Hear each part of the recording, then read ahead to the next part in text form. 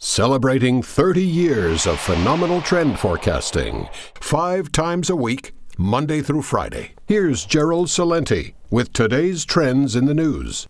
Hi, this is Gerald Celente. It's Friday, July 17th, 2015, and here are some of today's trends in the news. Well, for gold, it could be Friday the 13th because gold's down almost $13 and at a 5-year low. Not looking good. But again, what is the downside risk? I'd say tops another $100. The upside risk, I still see way over 2,000. The world is in financial turmoil, and I don't see it getting any better. Because Greece faces another stiff banking bill. To save its banks, Greece may need to let them go. Doing so would help the economy, but would hand control to Eurozone leaders. Wall Street Journal. No, not the world's socialist website. They've lost their sovereignty, as have all nations that are a member of the Euro group. Period, paragraph. There's no way out. Things are only going to get worse over there. But they got a little bit better over there in China. Everything is okay right now. Or OP, one or the other, because the market over there in the Shanghai back up 3.5% on the news that they're rigging the markets a little better. And oil. Oil was down. And then it was up. And now it's up and down. Not much movement.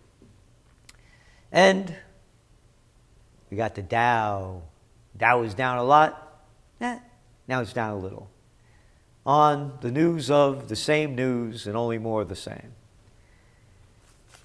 Because the markets are going up, as I keep saying, because of stock buybacks, all that cheap money, and mergers and acquisitions. Magna joins car part merger spree. Magna International solidified its position as the second largest global auto parts maker, agreeing to buy German automotive transmission provider Getrag International, blah, blah, blah, blah, blah, blah, blah. More mergers and acquisitions. And there's a little story in the Wall Street Journal of interest.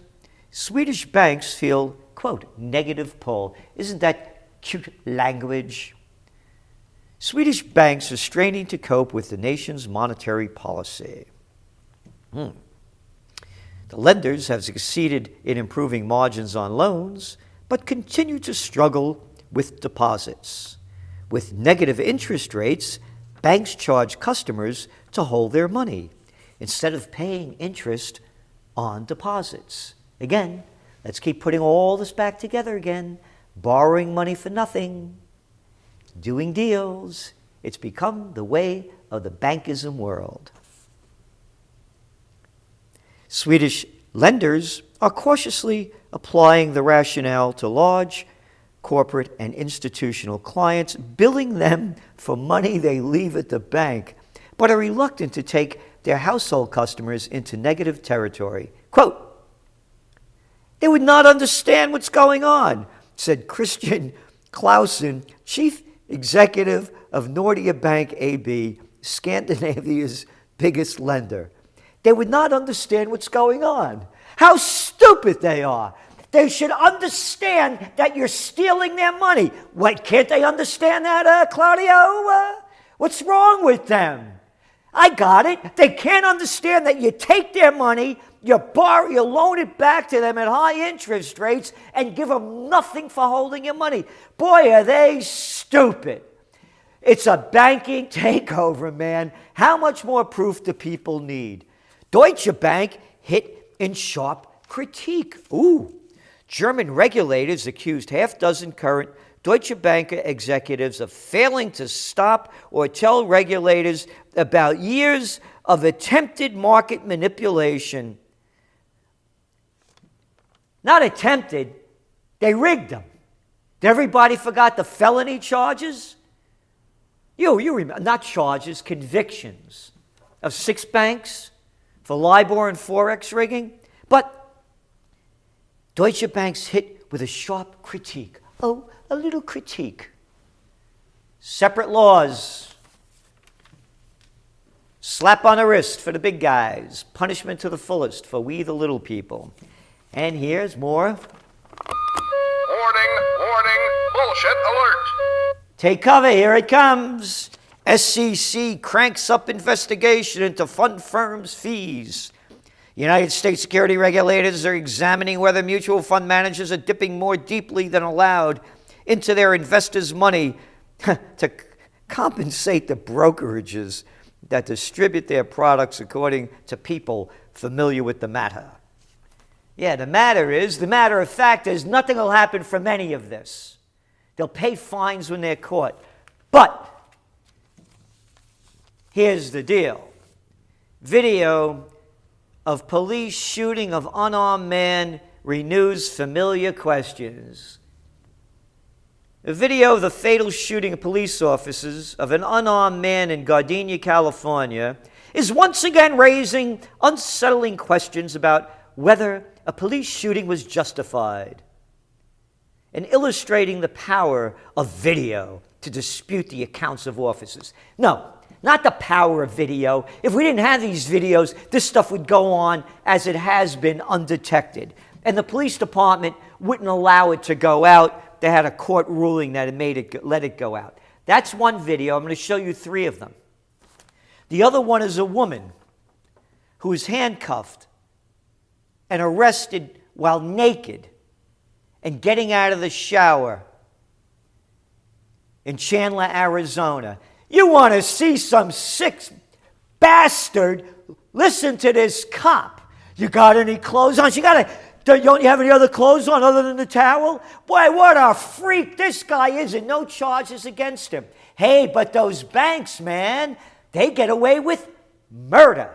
They murder people. They rob them of everything and destroy them of their lives.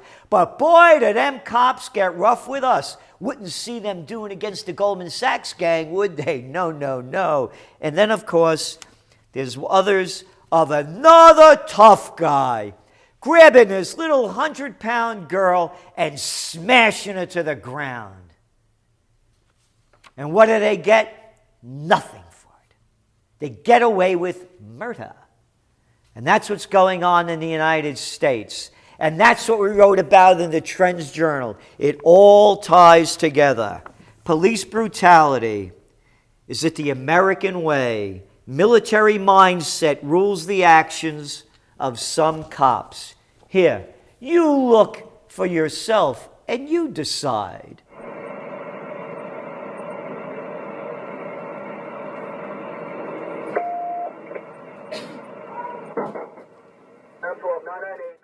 No, you will not. No, you will not. I'm not doing anything. I didn't want to touch him. Don't touch me. Don't touch me. What is wrong with you? I didn't want to touch you. You have absolutely no clothes on? No, I'm in the f***ing shower. What is wrong with you? These always Go get your mom some clothes. I didn't want to touch you. Go get your mom some clothes. I didn't want to touch you.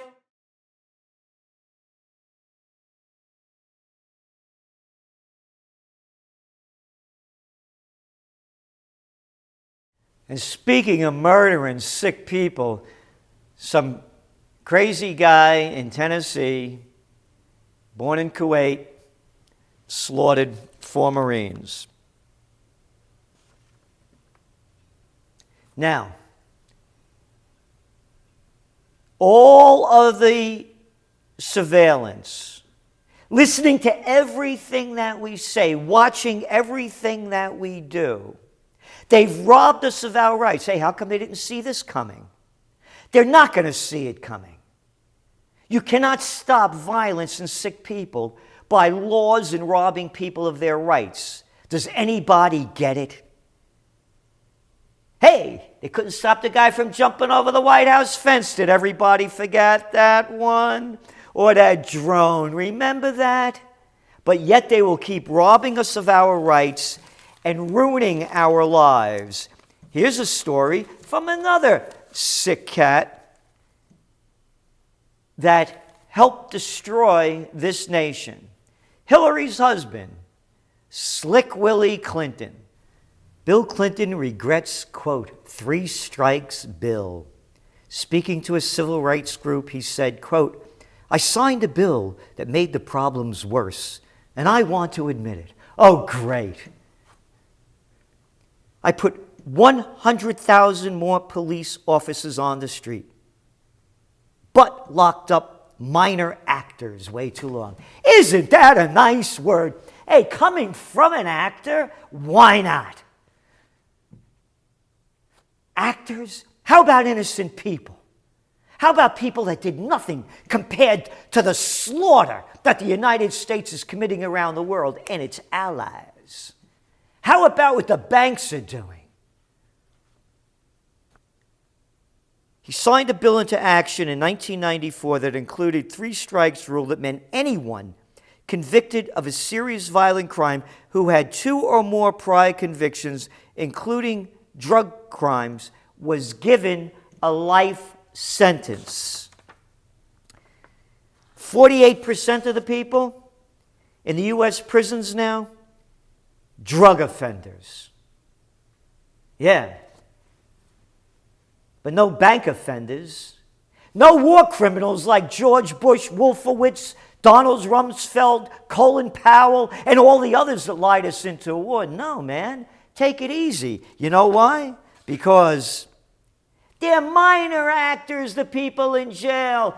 These guys are big actors.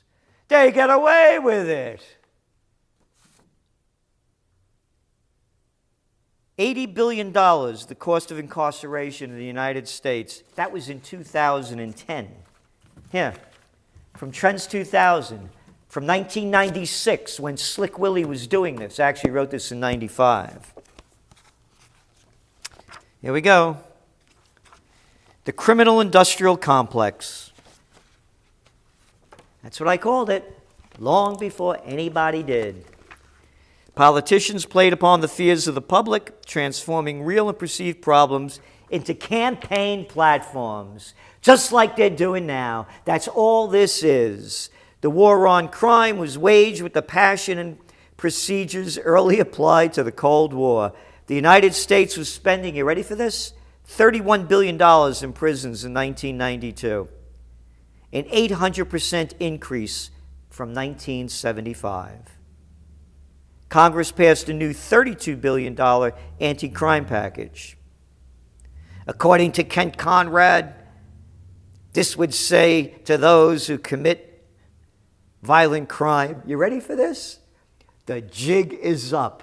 Hey, did you make that up, Senator Conrad? What a bunch of low-life people. Hey, let them eat yellow cake, I say. Oh, no, that was Nuts Netanyahu. I wonder where he got that one from.